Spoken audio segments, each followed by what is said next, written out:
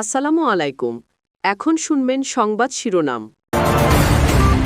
সংকটকে পুঁজি করে জ্বালানি তেলের অবৈধ মজুদ গড়ে তুলছে অসাধু ব্যবসায়ীরা। অনুসন্ধানে মিলল প্রমাণ, রূপগঞ্জে গড়ে উঠেছে চোরাই তেলের সিন্ডিকেট। কেন্দ্রীয় ভান্ডারে মজুদ নেই হাম, রুবেলা সহ 6 ধরনের টিকা। চিঠি চালাচালি আর দাপ্তরিক জটিলতায় সময়ক্ষেপণ। ইউনিসেফের মাধ্যমে এপ্রিলে প্রথম চালান পাওয়ার আশা। ভয়াবহ ঈদযাত্রার সাক্ষী দেশ। সড়ক, নৌ ও রেলপথে ঝরে গেছে কয়েকশো প্রাণ। দুর্ঘটনা নিয়ন্ত্রণে কর্তৃপক্ষের নেই উদ্যোগ, অসচেতন যাত্রীরাও।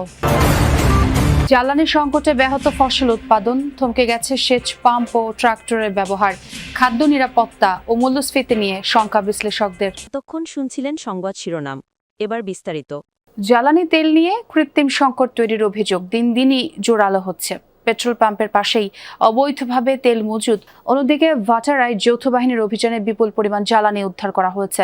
গাজীপুরের কোনাবাড়িতে ফিলিং স্টেশনে তেল মজুদ রেখেও বিক্রি না করায় ম্যানেজারকে জেল দিয়েছে ভ্রাম্যমাণ আদালত।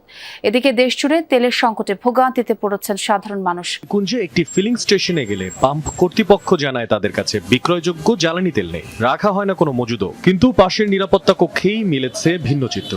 তেল নেই এই সাইনবোর্ডের আড়ালে পাম্প সংশ্লিষ্ট যোগসাজশেই বিক্রি হচ্ছে খোলা তেল। ক্যামেরার সামনে অস্বীকার করলেও পাম্প সংশ্লিষ্ট বিআরটিসি বাস ডিপোর নিরাপত্তা কক্ষ থেকে উদ্ধার হয় বোতলে মজুদ তেল। পরে আর অনুসন্ধানে বেরিয়ে আসে গোপনে তেল সংরক্ষণ করে তা গোপনে বেশি দামে বিক্রি করে আসছিলেন এই পাম্পের সংশ্লিষ্টরা। পাম্প কর্তৃপক্ষরা নিজেরা তেল মজুদ করছে। এ সময় বিষয়টি নিয়ে কথা বলতে গিয়ে প্রথমে দায় এড়িয়ে যান পাম্পের ব্যবস্থাপক, তবে পরবর্তীতে স্বীকার করেন মানবিক কারণে বোতলে দেয়া হয়েছিল তেল। সরকার নির্ধারিত 120 টাকার অকটেন এখানে গোপনে বিক্রি করা হচ্ছিল 200 থেকে 220 টাকায়। এদিকে রাজধানীর ভাটারা এলাকায় কাজী মোটরস নামের একটি প্রতিষ্ঠানে অভিযান চালিয়ে বিপুল পরিমাণ জ্বালানি তেল উদ্ধার করেছে যৌথ বাহিনী। এনএসআই ও পুলিশের যৌথ অভিযানে জব্দ করা হয় প্রায় 350 লিটার জ্বালানি। কম দামে কেনা জ্বালানি তেল মজুদ করে কৃত্রিম সংকট তৈরি করে বেশি দামে বিক্রির উদ্দেশ্য ছিল তাদের। অভিযানের সময় প্রতিষ্ঠানটির এক স্বত্বাধিকারীকে আটক করা হয়। এদিকে গাজীপুরের কোনাবাড়িতে একটি ফিলিং স্টেশনে অভিযান চালায় ভ্রাম্যমাণ আদালত। সেখানে প্রায় 34,000 লিটার তেল থাকলেও তেল নেই বলে সাইনবোর্ড ঝুলিয়ে বিক্রি বন্ধ করা হয়। এ সময় পাম্পের ম্যানেজারকে 1 মাসের বিনাশ্রম কারাদণ্ড দেওয়া হয়। এছাড়াও চট্টগ্রাম, সীতাকুণ্ড, নাটোর, গাজীপুর, সাতক্ষীরা সহ বিভিন্ন এলাকায় অভিযান চালিয়ে হাজার হাজার লিটার তেল জব্দ করেছে প্রশাসন। এদিকে নড়াইল, খুলনা, ঝিনাইদহ সহ বিভিন্ন জেলায় দীর্ঘ সময় লাইনে দাঁড়িয়েও তেল না পাওয়ায় সংঘর্ষের মতো ফুরিয়েছে 6 ধরনের টিকার মজুদ। কেন্দ্রীয় টিকা ভান্ডারে নেই হাম, রুবেলা, যক্ষ্মা, নিউমোনিয়া, পোলিও সহ আরও 2টি টিকা।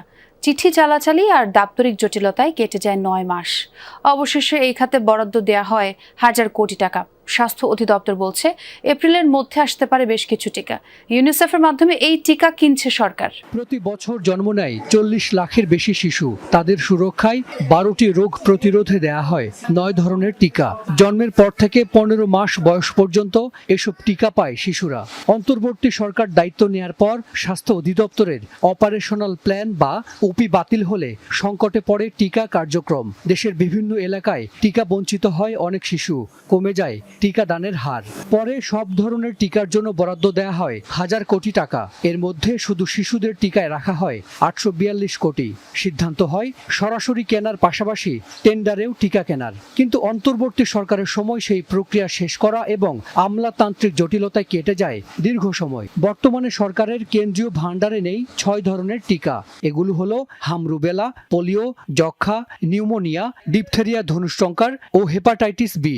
তবে এসব টিকা মাঠ পর্যায়ে থাকার দাবি করছে স্বাস্থ্য অধিদপ্তর। সারা দেশে বেড়েছে হামের প্রকোপ। প্রতিদিন বাড়ছে আক্রান্তের সংখ্যা, বাড়ছে মৃত্যু। রাজশাহী অঞ্চলে ছড়িয়েছে হাম। রাজশাহী মেডিকেল কলেজ হাসপাতালে এই রোগাক্রান্ত শিশুদের জন্য আইসোলেশন ওয়ার্ড করা হয়েছে। তবে সেখানে সংকুলন না হওয়ায় সাধারণ ওয়ার্ডেও রোগী রাখতে হচ্ছে, যা বাড়াচ্ছে সংক্রমণের শঙ্কা। এই হাসপাতালে চলতি মৌসুমে হামের উপসর্গ নিয়ে ভর্তি হয়েছে 270 জন রোগী। অন্যদিকে বিভাগের 8 জেলায় চলতি মার্চ মাসেই 137 জনের হাম শনাক্ত হয়েছে। বিভাগীয় স্বাস্থ্য অফিস বলছে প্রকোপের মুখে তারা টিকাদান কার্যক্রম জোরদার করার ব্যবস্থা নিয়েছেন। হামের প্রকোপ বেড়ে যাওয়ায় আলাদা আইসোলেশন ওয়ার্ড চালু করা হয়েছে রাজশাহী মেডিকেল কলেজ হাসপাতালে। মাত্র কয়েকদিনের ব্যবধানে ঝরে গেছে কয়েকশো প্রাণ। সড়ক, রেলপথ আর নৌপথ দুর্ঘটনায় থেমে গেছে বহু যাত্রা। তবে এই ঘটনাগুলো কি শুধুই অনাকাঙ্ক্ষিত পরিণতি, নাকি ধীরে ধীরে জমে ওঠা অগোছালো বাস্তবতার বিস্ফোরণ? প্রশ্ন থেকেই যায়, মৃত্যুগুলো কি সত্যিই অনিবার্য ছিল? কোনোভাবে কি রোধ করা সম্ভব না এ রকমের দুর্ঘটনা? এবার ভয়াবহ ঈদযাত্রার সাক্ষী হয়েছে দেশ। কয়েকদিনের ব্যবধানে সড়ক, নৌপথ আর রেল দুর্ঘটনায় ঝরেছে শত শত প্রাণ। একটা প্রশ্ন সামনে নিয়ে আমরা আরো ভিতরে ঢুকতে চাই। মৃত্যুর এসব ঘটনা কেবলই দুর্ঘটনা, নাকি একই চিত্রের পুনরাবৃত্তি? পাটুরিয়া দৌলতদিয়া ফেরিঘাট এই মুহূর্তে দেশের সবচেয়ে ব্যস্ত ফেরি রুট। এই কদিন আগেই দৌলতদিয়ার ৩ নম্বর ঘাটে তলিয়ে যায় একটি বাস, ঝরে যায় ২৬টি তরতাজা প্রাণ। ঘটনাস্থলে গিয়ে দেখা যায় যে র্যাম্প দিয়ে পন্টুনে ওঠানামা করে যানবাহন, তা যথেষ্ট নিরাপদ নয়। র্যাম্পগুলো পিচ্ছিল, আবার সামনে নেই কোনো নিরাপত্তা বেষ্টনী। গাড়ি ওঠানামার সময় ফেরির স্টাফরাই গাইড করেন, কিন্তু নেই কোনো নির্দিষ্ট সিস্টেম, নেই আধুনিক নিরাপত্তা ব্যবস্থা। মোটা দাগে কারণ পাওয়া গেল ৩টে। ফেরিতে ওঠার এই যে র্যাম্প, সেটি যথেষ্ট মানসম্মত নয়। আবার সড়ক আর র্যাম্পের উচ্চতারও রয়েছে বিস্তর ফারাক। এমন একটি র্যাম্প দিয়ে কোনো গাড়ি ফেরিতে চড়তে যাওয়ার সময় কোনো ক্রমে যদি ব্রেক ফেল করে, তবে তার পরিণতি হবে তেমনই যেমনটি হয়েছিল সৌহার্দ্য পরিবহনের সেই বাসটির বেলায়। দেশের সবচেয়ে ব্যস্ত নৌপথ টার্মিনাল এই সদরঘাট।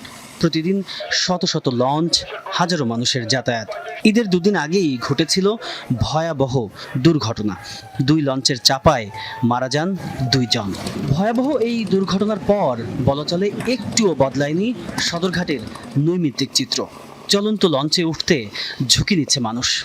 তীব্র হচ্ছে জ্বালানি তেলের সংকট, ডিজেল সংকটে ব্যাহত হচ্ছে কৃষি উৎপাদন, বেড়েছে কৃষি উৎপাদন ব্যয়ও।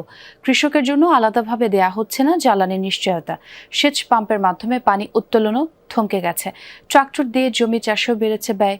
বিশ্লেষকরা বলছেন, কৃষি উৎপাদন অব্যাহত রাখতে জ্বালানি তেলের নিশ্চয়তা দরকার। তা না হলে ব্যাহত হবে খাদ্য নিরাপত্তা, আর বাড়তে পারে মূল্যস্ফীতি। ফসল উৎপাদনের জন্য জমি প্রস্তুত করছে কৃষক। ক্ষেত তৈরি, বীজ বপন ও সার ছিটানোর কাজে ব্যবহার হয় ট্রাক্টর। আধুনিক কৃষির দ্রুত, দক্ষ ও সাশ্রয়ী পদ্ধতি ব্যবহার করে কম সময়ে গভীর চাষ ও মাটি ঝুরঝুরে করা সম্ভব। কিন্তু এই যন্ত্র সচল রাখতে প্রয়োজন ডিজেল। জ্বালানি সংকটের কারণে থমকে গেছে ট্রাক্টরের ব্যবহার।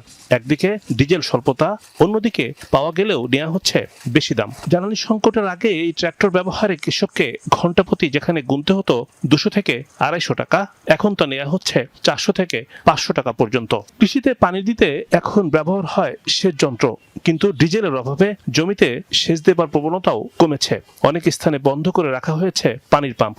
বৃষ্টির কারণে এখন কিছুটা স্বস্তি মিললেও জ্বালানির দুষ্প্রাপ্যতায় কৃষকের কপালে এখন দুশ্চিন্তার ভাঁজ।